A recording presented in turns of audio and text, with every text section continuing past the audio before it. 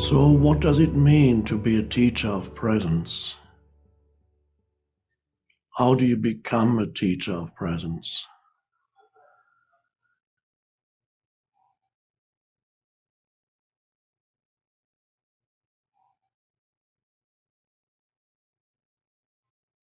The teaching of presence can happen, roughly speaking, on three levels.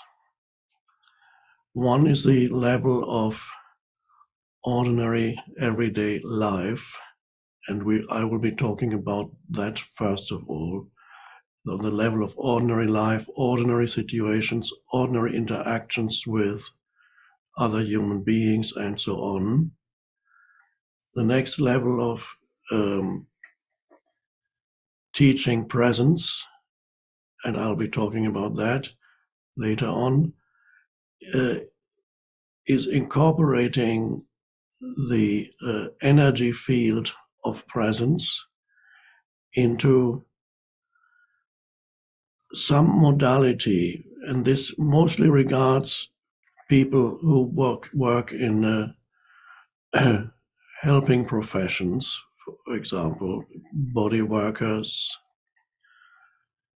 counselors, doctors, nurses, social workers, massage therapists, etc.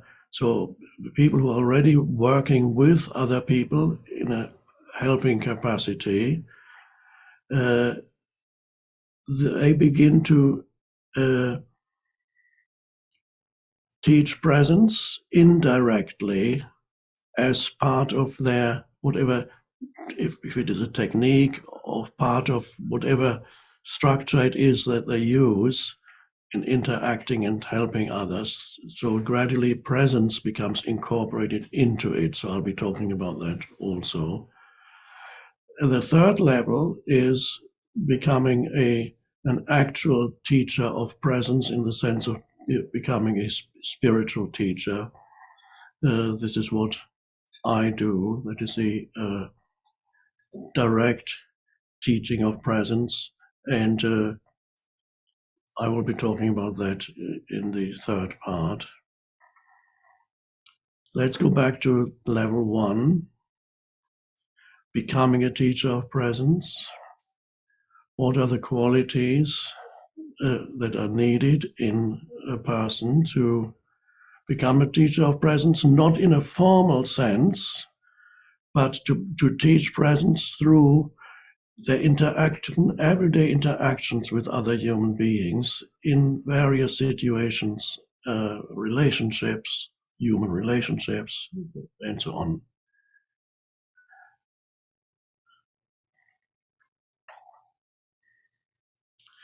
The most important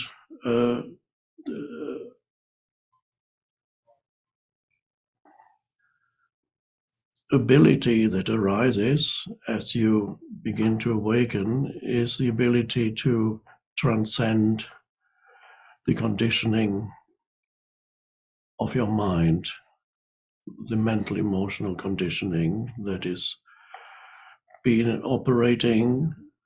operates in every human being and has been operating in you from birth.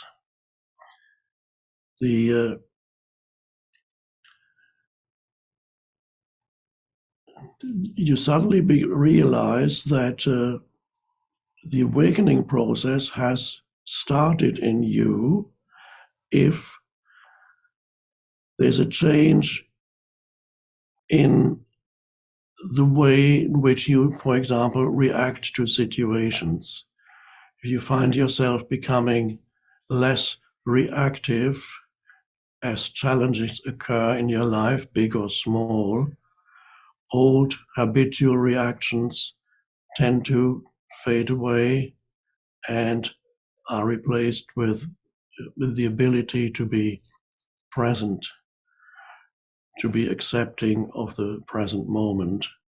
So a decrease in reactivity,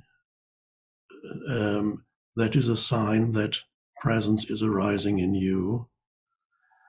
Another sign that presence is arising in you is that you become less burdened by past and future. Burdened by past means to carry the burden of, say, resentment or guilt or nostalgia about longing for some time that's gone long past. So resentment, guilt, grievances, those things is the burden of past that is kept alive through the narrative, the conditioned narrative in your mind. That burden begins to diminish, and the burden of future, which is living in, always living in and for the present, for the next moment, the future moment, the continuous arising of anxiety and fear and stress. Anxiety, fear, stress, those are the burdens of the future. So most humans walk burdened by past and future that are in their mental space. And so you begin to notice a decrease in this burden of time, you could say. So what is arising is gradually the timeless state of consciousness that is presence. In other words, we are able to live more in the now, acknowledge the now, honor the now, be grateful for what is, be more alert to your surroundings in the present moment, more appreciative of your surroundings. Also, all those things are a sign that presence is emerging in you. And as that happens, you will find that it affects the way in which you interact with other people.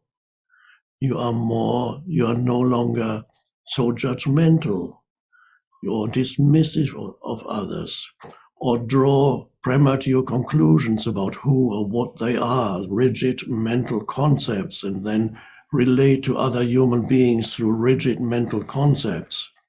So you're more open to the deeper levels of their being. You don't just reflect back the conditioned personality of whoever you're interacting with. You're not just reflecting that back to them. So if they're angry, you get angry, etc. No, you're able to relate to them at a deeper level. So this means your interactions with other human beings become more harmonious and more pleasant. So that's another sign that you are awakening into presence. So it begins to affect your daily life.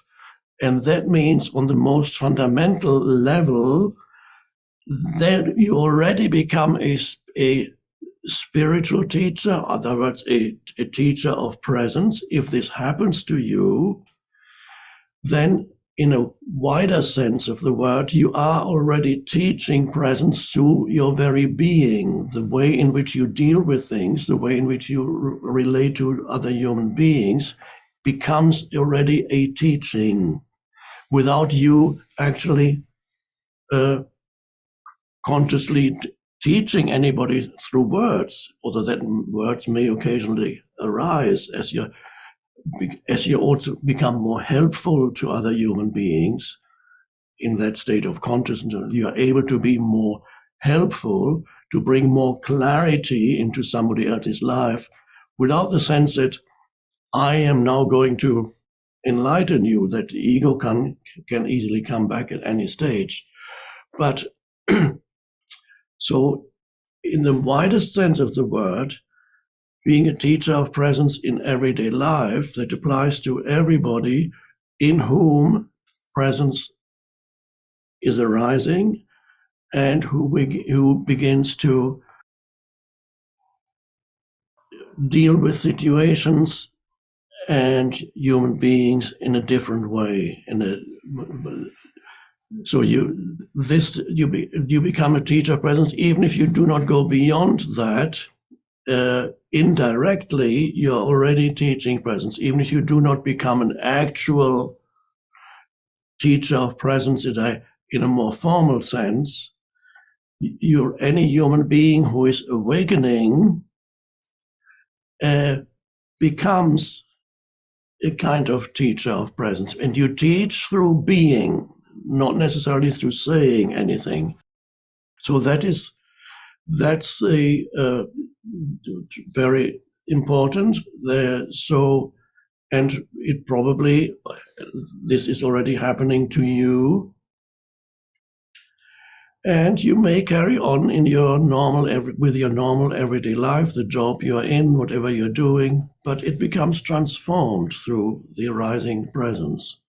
Or you may suddenly find that you remove yourself, or life removes you from where you were, because where you were isn't completely incompatible with a higher state of consciousness. If you, for example, if you work in a very extremely dysfunctional and unconscious work environment, then probably either you will remove yourself, or life will do it for you. So you become a teacher of presence as presence arises in you and begins to affect your daily life in an informal sense. You become a teacher of presence. And you begin to help in the transformation of human consciousness. Even if it is a very humble capacity, whatever you may be doing, it doesn't matter what it is, but the state of consciousness that you embody as you go about your activities. Doesn't matter what it is. I sometimes say the what matters less than the how. What you do matters less than how you do what you do. The how refers to the state of consciousness that is behind the doing. And if you become more present, then that affects what you do, how you do what you do. And even if the what doesn't change, there is a fundamental change, and you affect people.